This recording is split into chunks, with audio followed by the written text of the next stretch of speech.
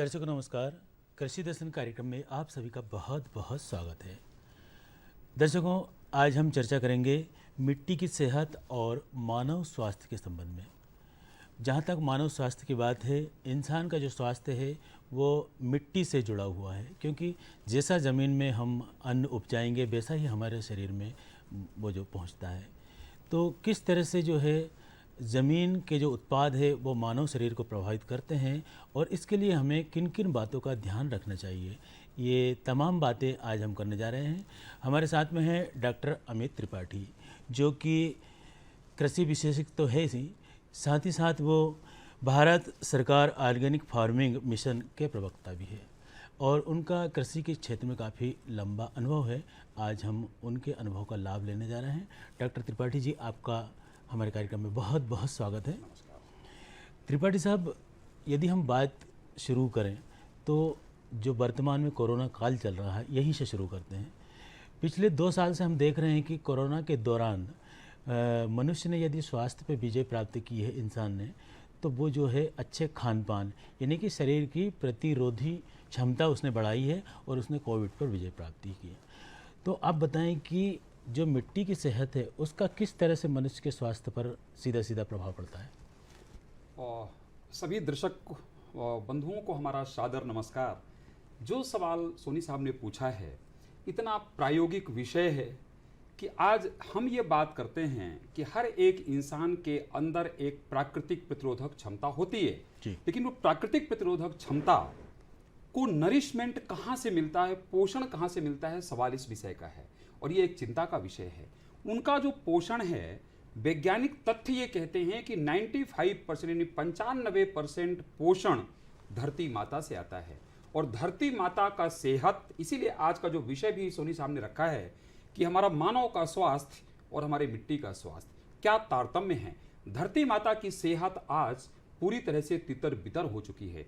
जमीन के अंदर एक जीवन है और वहां पर लाखों अरबों की संख्या में सूक्ष्म जीवाणु जो लाभदायी हैं, दिन रात हमारे और आपके लिए काम करते हैं। उनकी स्टेटस आज ये है कि वो बिना आवाज और बिना आंसू के रो रहे हैं। उनका नरिशमेंट नहीं है, फिजियोलॉजिकल कंडीशन नहीं है, भौतिक दशाएं प्रतिकूल हो चुकी हैं।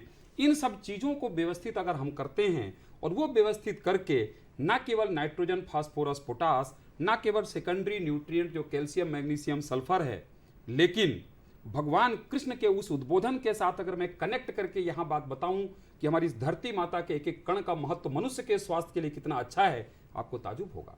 भगवान श्री कृष्ण ने कहा था कि जब वो मिट्टी के एक कण खाए थे और माँ ने उनकी कहा कि आप मुंह खोलो और मुंह नहीं खोल रहे थे, क्योंकि उनको मालूम था कि मैं भगवान हूं और मेरी माँ को नहीं मालूम कि मैं भगवान हूं। और जब माँ ने कहा और भगवान कृष्ण ने मिट्टी खा करके मुंह खोला, मिट्टी के एक कण में पूरा ब्रह्मांड दिखाई दिया। मिट्टी के एक कण में केमिस्ट्री की पूरी पीरियोडिक टेबल है, कंप्लीट न्यूट्रिशन की पूरी सीरीज है। वो सीरीज आज विलुप्त होती जा रही सर। उसको over doses of the chemical fertiliser हो या over exploitation of the soil prosperity और प्रोडक्टिविटी हो, या हम अलग अलग चीज़ों के माध्यम से जमीन की सेहत को पूरा आज खराब कर चुके हैं।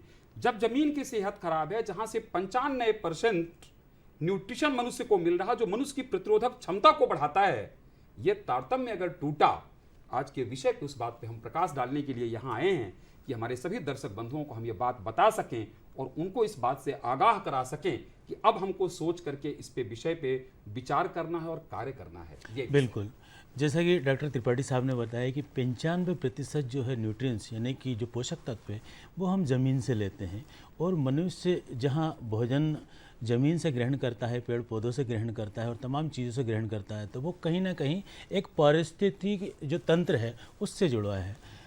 डॉक्टर साहब, जब हम पोषण को ज़मीन से लेते हैं तो जाहिर सी बात है कि ज़मीन से पोषण शरीर में आएगा, लेकिन जब हमारी ज़मीन की जो स्थिति है वही तितर बितर होगी, ज़मीन की सेहत ही खराब होगी, तो फिर हमें कैसे सही पोषण मिलेगा? बहुत सारगर्भित सवाल है सोनी साहब आपका। मेरा उत्तर ये है कि जमीन की स्थिति बिगड़ी हुई है। आदरणीय प्रधानमंत्री जी का कोई भी उद्बोधन आप सुनिए, 15 अगस्त हो, 26 जनवरी हो, हर उद्बोधन में ये बात वो कहते हैं कि हमारी धरती माता बिना आवाज और बिना आंसू के रो रही है। इसको ठीक करने के लिए वैज्ञानिकों ने समाधान निकाले हैं। अब अगर हम बात करें समाधान पे, तो नाइट्रोजन, फास्फोरस, पोटास के अलावा calcium, magnesium, silica, sulphur, manganese, other पूरे जो माइक्रोन्यूट्रिएंट का इनके मिक्सचर के समाधान कंप्लीट न्यूट्रिशन पैकेज के रूप में कुछ ऑर्गेनाइजेशंस ने डेवलप करके दे दिया वैज्ञानिकों ने। इतने में ही बात खत्म नहीं होती, क्योंकि हम ये जानते हैं कि जैसा मनुष्य का जीवन है कि मनुष्य को एंजाइम, विटामिन्स, एंटीऑक्सीडेंट, ये सारी चीजें चलती हैं, तब जाकर के पूरी फिजियोलॉजी, पूरा मेटाबॉलिज्म, चयापचयी क्रियाएं बराबर काम करती हैं। जी। सेम पौधों में होता है। पौधों के अंदर में विटामिन्स, एंटीऑक्सीडेंट, मिनरल्स, ये सारी चीजें प्रॉपर मिले, इसका भी समाधान कई ऑर्गेनाइजेशंस ने बहुत अच्छे समाधान उत्पादों के माध्यम से दे दिया है। इतने बाद फिर जमीन के अंदर में लाइव बैक्टीरियाज डालने का भी प्रयास किया जा रहा, जो माइक्रोबियल्स हैं, और वो माइक्रोबियल लाभदायी सूक्ष्म जीवाणु के रूप में हैं। बिल्कुल। फिर उसके बाद भी बात नहीं रुकती सर। यहां पर यह होता है कि अगर एक जगह पे पोषक तत्व है, यहां पर जड़ है, तो ये पहुंच नहीं पाती, इनको जोड़ने के लिए भी माइकोराइजा जैसी चीजें जो कनेक्ट करती हैं। जी। फिर वो जो जमीन के अंदर के लाभदायी सूक्ष्म जीवाणु जो करोड़ों और अरबों की संख्या में दिन रात हमारे और आपके लिए काम करते हैं, उनका भोजन होता है कार्बन। तो वो कार्बन के लिए भी पूरा कंप्लीट न्यूट्रिशन पैकेज ऑर्गेनाइजेशंस ने बना करके दिया है। जैसे ऐसे ऑर्गेनाइजेशन है जिन्होंने अल्ट्रामैक्स बनाया, फाउंडेशन बनाया, बिगर राजा बनाया, बैक्टो गैंग बनाया और कार्बन स्टोन बनाया। इतनी बढ़िया व्यवस्था बनाई है कि किसान को कुछ भी चिंता करने की जरूरत नहीं है। जमीन का अपने मृदा परीक्षण कराएं और इन चीजों को उसके अंदर इस्तेमाल करें। अगर ये इस्तेमाल करते हैं तो जमीन के अंदर की नरिशमेंट प्रॉपर होगा, और जमीन के अंदर धरती माता का नरिशमेंट प्रॉपर है तो धरती माता अपने गोद में अपनी फूलती फलती आवरण यानी उनकी फसल, और फसल के माध्यम से हम सब तक अपना पूरा पोषण देने का भरपूर उदारता के साथ काम करती है। बिल्कुल। तो दर्शकों, जैसे कि डॉक्टर त्रिपाठी साहब बता रहे हैं कि यदि हम इस तरह से धरती की सेहत को सुधार लें तो जाहिर सी बात है कि हमारी सेहत भी सुधरेगी। लेकिन कहते हैं ना कि जहां हमारा जो पारंपरिक खेती का अनुभव है वो आज भी जो है उसी तरह महत्वपूर्ण है जिस तरह की पहले था, भले ही आज हमने वैज्ञानिक तौर पर कितनी भी तरक्की कर ली हो। त्रिपाठी साहब, आपने जैसे कि अभी बताया कि वैज्ञानिकों ने वो तमाम चीज़ें ईजाद कर ली है जिनकी आज खेती किसानी में हमें ज़रूरत पड़ रही है, लेकिन फिर भी जो एक हमारा पारंपरिक अनुभव है प्राकृतिक खेती का, वो आज भी जो है उसकी ज़रूरत हो रही है। तो जब हम वापस प्राकृतिक खेती पे लौट रहे हैं तो फिर हमें किस तरह से जो है ये जो नवीन टेक्नोलॉजी है, नई तकनीकियाँ हैं, इनका सामंजस्य करना पड़ेगा?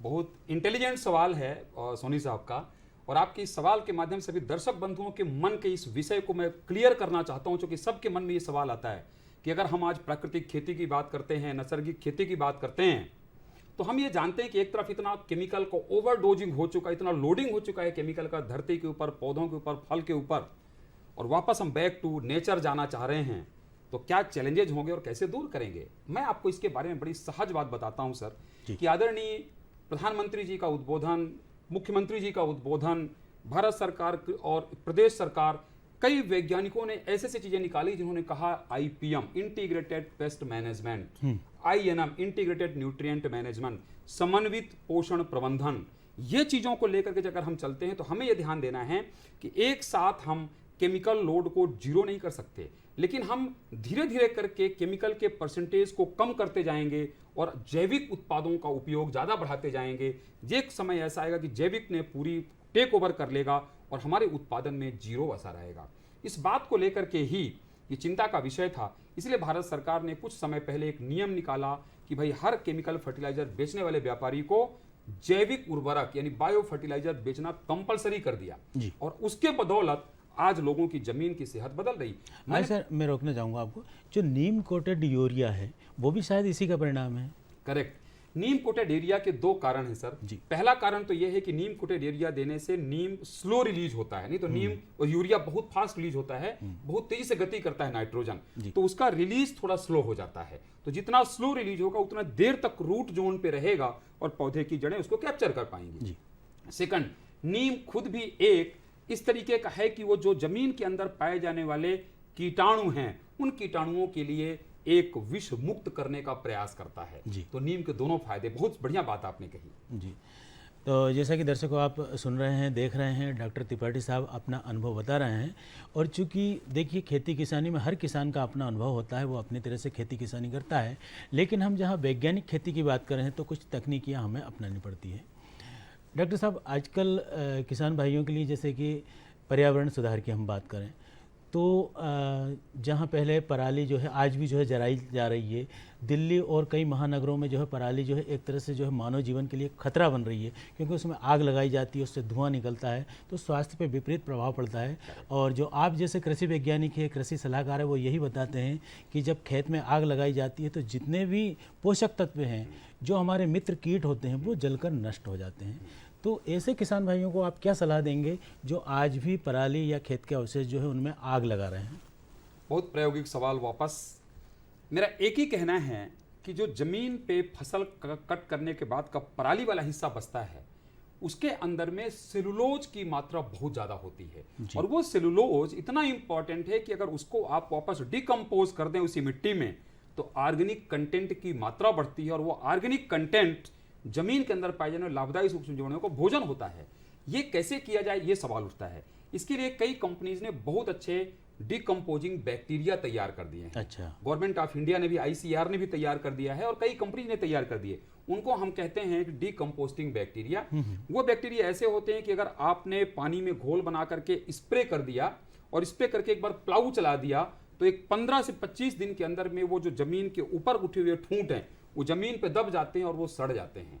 इस तरीके के बैक्टीरिया आज आ गए हैं जो डिकम्पोजिंग का काम करते हैं।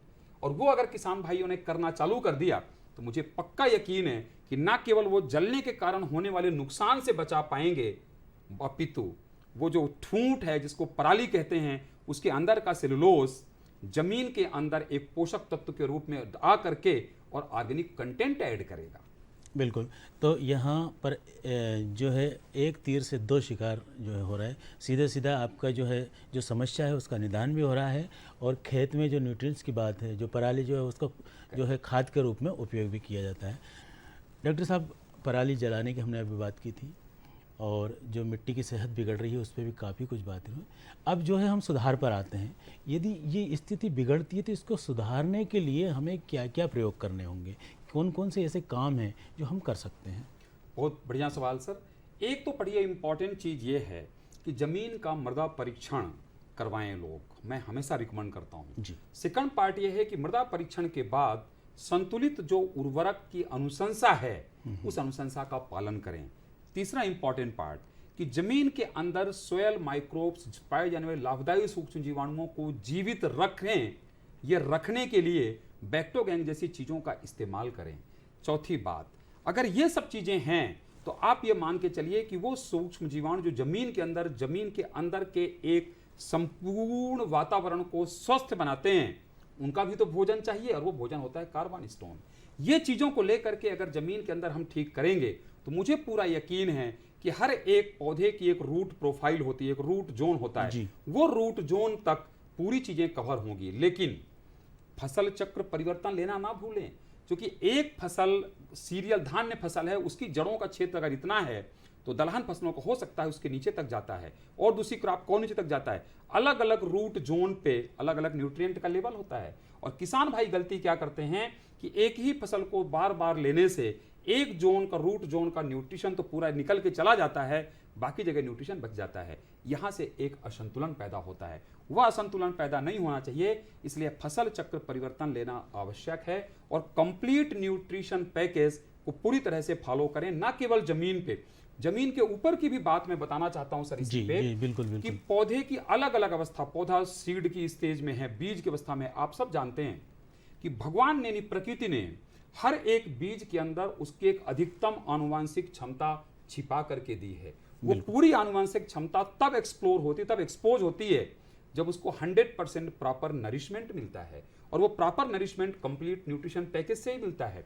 फिर शुरुआती स्टेज में बीज के बाद जब पौधा थोड़ा बड़ा हो तो उस स्टेज में उसको नैनोमील स्टार्ट मिले, साथ में उसके साथ में विगर मिले, टैप्सिल मिले। थोड़ा और बड़ा हो तो नैनोमील, फ्लोरा मिले फ्लावरिंग स्टेज, जब फ्लावरिंग स्टेज आती है, क्योंकि कंप्लीट माइक्रोन्यूट्रिएंट का प्रॉपर मिक्सर होता है। फिर वहां पर उसको नैनो विगर मिले फ्लावर पूरे निकालने के लिए, फ्लावर रुके, फ्लावर गिरे नहीं, फल में कन्वर्ट हों, इसलिए वहाँ पर बैलेंस नैनो चाहिए। उसके ऊपर और जाते हैं तो नैनोमील बेरी होता है, वहाँ पर फ्रूट साइज इन्हेंसर होता है। तो ये चीज़ों से फल खूब आए, फल झड़े नहीं, फल की साइज उसकी ऑप्टिमम लेवल तक जाए, और फल तोड़ने के बाद 2-4 दिन और खराब ना हो, इसलिए कैल्शियम की लेयर प्रॉपर हो, इसलिए कैब इस्तेमाल करें। ये चीज़ें अगर कंप्लीट न्यूट्रिशन पैकेज जमीन के अंदर और जमीन के ऊपर अलग अलग अवस्थाओं में किसानों ने उपयोग किया, मेरा पूरा यकीन मानिए कि आपकी जमीन की सेहत, पौधे की सेहत और उसके साथ आपकी सेहत जो एक बड़ा तारतम्य बना चला रहा है, आप बहुत आनंद आएगा और आपका कॉस्ट ऑफ कल्टीवेशन जो सबसे बड़ा एक और समस्या है वो भी कम होगा। बिल्कुल सही बात है। और जितने भी हम तकनीकों का इस्तेमाल करते हैं या उनका उपयोग करते हैं तो जाहिर सी बात है कि कहीं ना कहीं हमारे उत्पादन को बढ़ाने में सहायक होती है। लेकिन केवल उत्पादन बढ़ाना ही नहीं है, उसकी जो गुणवत्ता है उसको भी बढ़ाना चाहिए। तो थोड़ा सा गुणवत्ता के ऊपर आप थोड़ा सा प्रकाश डालें। बहुत बढ़िया लग रहा है आपके साथ बात करके सोनी जी, और मुझे लग रहा है कि आपके माध्यम से हमारे सभी दर्शक बंधुओं को मैं एकदम परफेक्ट चीज जो मैं दिल से कनेक्ट करके बताना चाहता हूं वो बताने का आज मौका मिल पा रहा है। आपको ये बताऊं कि जैसा मैंने पहले उद्बोधन में कहा कि मनुष्य जो भी भोजन लेता है उसका 95% न्यूट्रिशन जमीन से आता है। कितनी बार ऐसा होगा कि अगर हमारी जमीन बीमार है, हमने वहां नरिशमेंट नहीं दिया, न्यूट्रिशन नहीं दिया, पौधों में न्यूट्रिशन नहीं दिया, तो हम कितनी बार कैल्शियम की गोली, मैग्नीशियम की गोली, बोरान और जिंक की गोली खा के अपना काम चलाएंगे? संभव नहीं है, संभव नहीं है। सिंथेटिक के साथ जाकर के जीवन को खतरे में डालेंगे। इसलिए जरूरत यह है कि अगर हम अपने जमीन का पूरा पोषण और पौधे का जो पोषण का पूरा हमने बताया कि कंप्लीट न्यूट्रिशन पैकेज अगर एडॉप्ट हम अपने किसानों को करवाते हैं, वो पूरा पौधा कंप्लीट न्यूट्रिशन पैकेज अपने अनाज में, दानों में लेकर के आता है। और इसके लिए एक और नया वैज्ञानिक पद्धति काफी दिनों से चल रहा है जिसको हम कहते हैं बायोफोर्टिफिकेशन। ऐसी सी चीजें बायोफोर्टिफिकेशन में है सर कि गेहूं के में बाली पे गेहूं के दाने में जिंक का परसेंटेज बढ़ा देना। अच्छा। उसके लिए जरूरत होती है कि शुरू से हम उसके बीज लेवल पर जाकर के काम करते हैं। बायोटेक्नोलॉजी वहां इन्वॉल्व होती है और उसके माध्यम से देखते हैं कि बायोफोर्टिफाइड सीड्स, बायोफोर्टिफाइड ग्रेन्स जो आते हैं उनकी वैल्यू अलग होती है। और डॉक्टर त्रिपाठी साहब, आपने जिस भावना से आपने दर्शकों को अपनी बातें बताई है, जाहिर सी बात है कि दर्शकों को भी वो बातें पसंद आ रही होगी और हमारे ज़्यादातर किसान भाई आपकी बात से पूरी तरह सहमत होंगे और वो कोशिश करेंगे कि आज जो धरती की सेहत बिगड़ रही है उसको सुधारने में वो अपना योगदान ज़रूर दें। डॉक्टर त्रिपाठी जी, आप यहाँ पर आए, आपका बहुत बहुत धन्यवाद। मुझे भी आपने मौका दिया और मैं दूरदर्शन कृषि दर्शन प्रोग्राम का इतना आभारी हूँ क्योंकि ये वो प्लेटफॉर्म है जिस प्लेटफॉर्म पे मैं अपनी आवाज़, अपनी बात, अपनी भावनाएं आप सभी लाखों करोड़ों किसान भाइयों तक पहुंचा पा रहा हूं। मेरा वापस करबद्ध आग्रह है आप सभी को यही है कि इन चीज़ों का इस्तेमाल करिए और बिल्कुल चिंता नहीं करने की जरूरत है। कृषि देश की रीढ़ व्यवस्था है। कृषि देश की आर्थिक व्यवस्था में जीडीपी कंट्रीब्यूशन एक सिग्निफिकेंट तरीके से करता है। भारत का किसान समृद्धशाली किसान होगा। भारत का किसान एक ऐसा होगा जिसको धरती पुत्र कह के लोग नमन करेंगे। इन्हीं शब्दों के साथ जय हिंद, जय भारत, सादर नमस्कार। तो किसान भाइयों, ये तो था हमारा आज का कृषि दर्शन कार्यक्रम। हमारे साथ में थे डॉक्टर अमित त्रिपाठी जी, उनसे हम बातचीत कर रहे थे मिट्टी की सेहत एवं मानव स्वास्थ्य के संबंध में।